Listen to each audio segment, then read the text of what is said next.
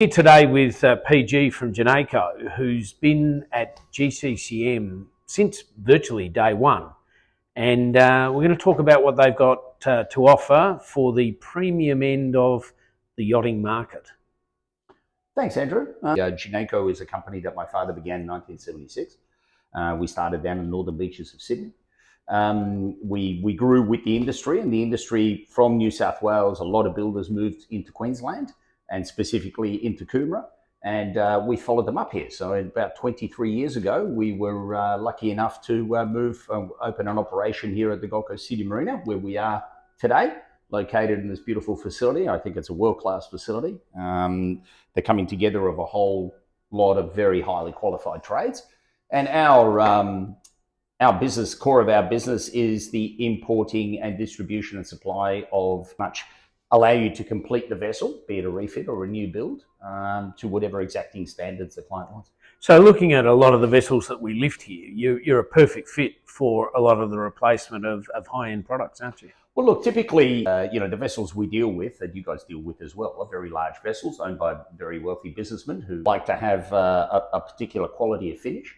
They're looking for quality trades to be able to work on their boats, but obviously the quality trade isn't going to work out if you don't supply quality fittings. So here it's about importing a range of fittings to finish things off, even like as simple things like cabinet latches or switch and lighting controls. These are very important things, and they make up a huge part of the job.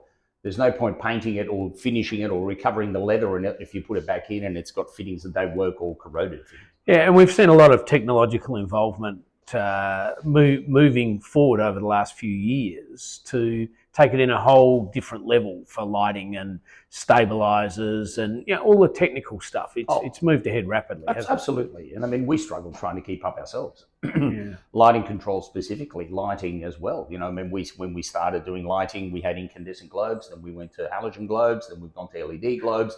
And the LED technology nowadays is insane. It's just the amount of power coming out from tiny little fittings would draw virtually no current. It's really up to your imagination as a designer as to what you're going to do with LED now. So that's all good stuff. Absolutely.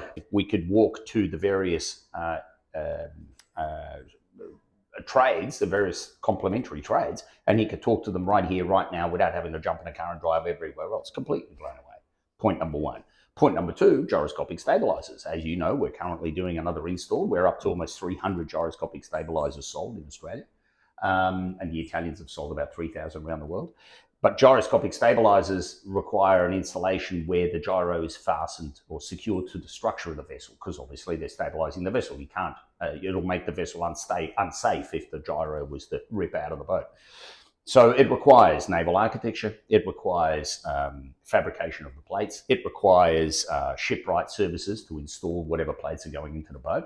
Sounds very complicated, but it isn't if it's handled by, for instance, our team do a turnkey solution from start to finish to make sure that the outcome for the client is as easy as possible and the result. And you've got access to all those people here at GCCM. Right here, within 50 metres of the front door of our showroom, we have fabrication, we have naval architecture, we have electrical, we have everything you need to make that installation happen.